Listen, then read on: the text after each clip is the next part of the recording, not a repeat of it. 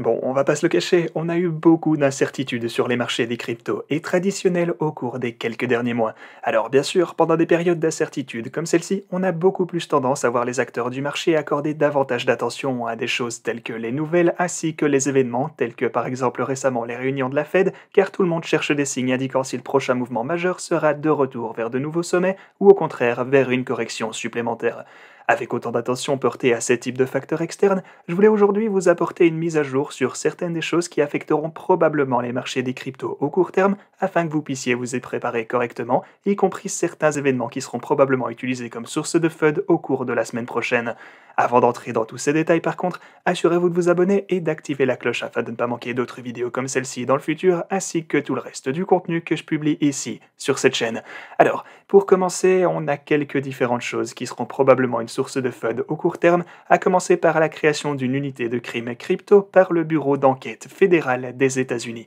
Depuis sa création, le Bitcoin ainsi que les cryptos ont été accusés d'être principalement utilisés pour blanchir de l'argent et à d'autres fins criminelles. Alors que ces allégations ne sont évidemment plus aussi courantes et que la crypto a commencé à avoir une meilleure réputation auprès du grand public, malheureusement de nombreux gouvernements, y compris celui des États-Unis, s'inquiètent toujours de son utilisation dans le crime, ce qui a conduit à la création de cette unité de lutte contre la cryptocriminalité. Bien qu'au court terme, cela générera probablement davantage de gros titres déclarant que les cryptos ne sont que pour les criminels, cela pourrait en fait être un bon signe pour le long terme, car ce ne serait pas logique pour les États-Unis de travailler spécifiquement pour empêcher les criminels individuels d'utiliser la crypto s'ils avaient l'intention d'imposer des restrictions généralisées sur les marchés les concernant, ce qui inquiète donc certaines personnes avec le décret exécutif qui sera bientôt annoncé concernant l'avenir des marchés des cryptos aux États-Unis. Si vous ne le saviez pas, ce décret a été retardé déjà par rapport à sa date de publication initialement prévue et devrait donc maintenant être rendu public aussitôt que la semaine prochaine. Le but de l'ordonnance est qu'elle devrait fournir une base pour un cadre réglementaire complet et compréhensif pour les crypto-monnaies aux États-Unis, ainsi que mandater une étude sur les effets des cryptos sur la stabilité de l'économie américaine.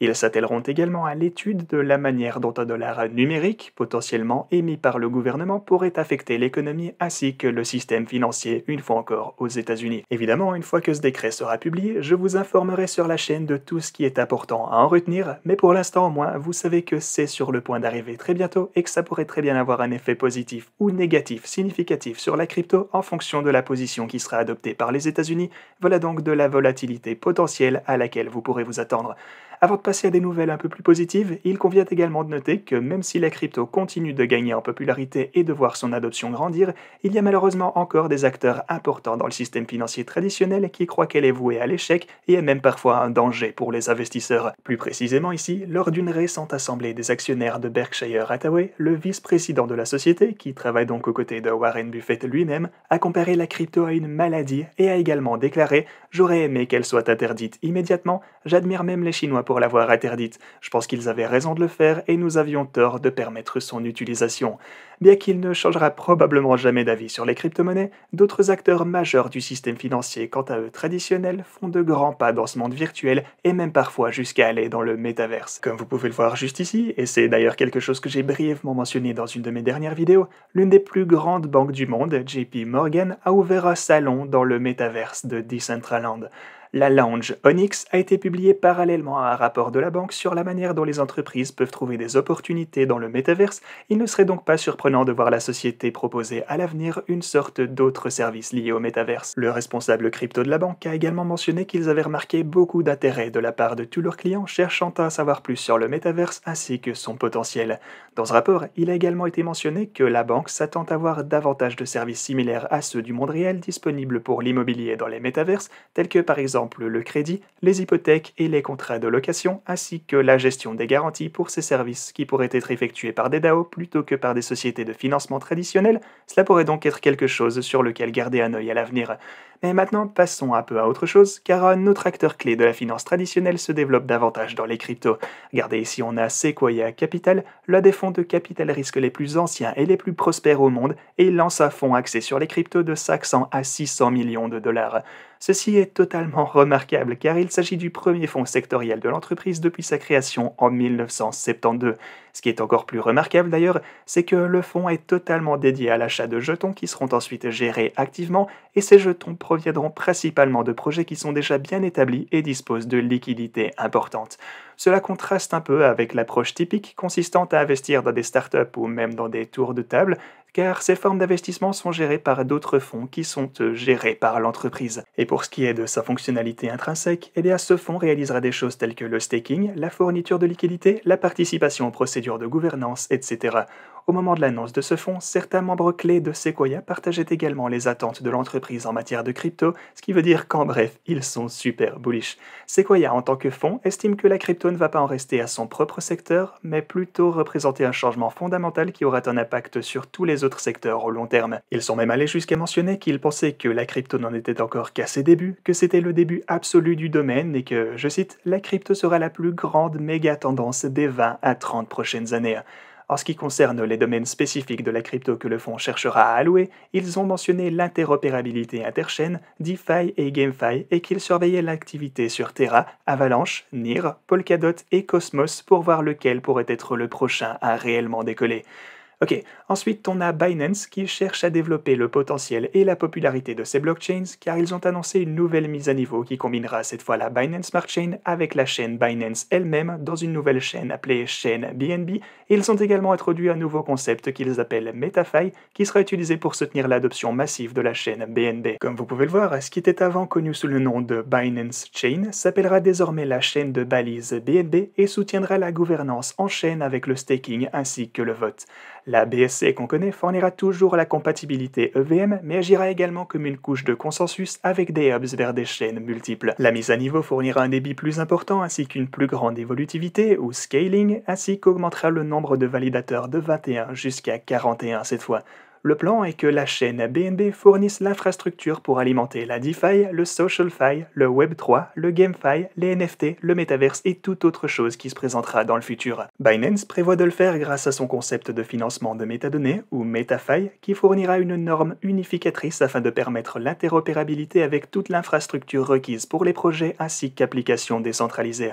C'est bien sûr un projet extrêmement ambitieux, mais s'ils finissent par y parvenir, le jeton BNB pourrait assister à d'énormes gains étant donné qu'il restera évidemment le jeton natif de la nouvelle BNB Chain combinée. Alors, tout ceci étant dit, une dernière chose dont je voudrais vous parler aujourd'hui est le sponsor de cette vidéo, et il s'agit de Mudrex, et si vous regardez ce segment sur leur plateforme, vous découvrirez comment participer pour gagner une récompense de 1000 $ qu'ils offrent aux nouveaux utilisateurs. Comme vous pouvez probablement l'imaginer, et comme on l'a déjà vu tout au long de ce mois, 2022 a bel et bien le potentiel d'être une année extrêmement volatile pour les cryptos, et c'est l'une des raisons pour laquelle il peut être utile d'avoir un portfolio le plus diversifié possible. Certains d'entre vous ont peut-être vu la vidéo précédente sur la chaîne principale qui couvrait la plateforme Mudrex, mais pour ceux d'entre vous qui auraient manqué cela ou qui voudraient plus d'infos, Mudrex permet aux utilisateurs d'investir dans la crypto grâce à une variété de stratégies différentes qui offrent une diversification et une exposition facile à des secteurs spécifiques de la crypto. Ces stratégies incluent par exemple les ensembles de jetons Mudrex, les mining ainsi que les algos,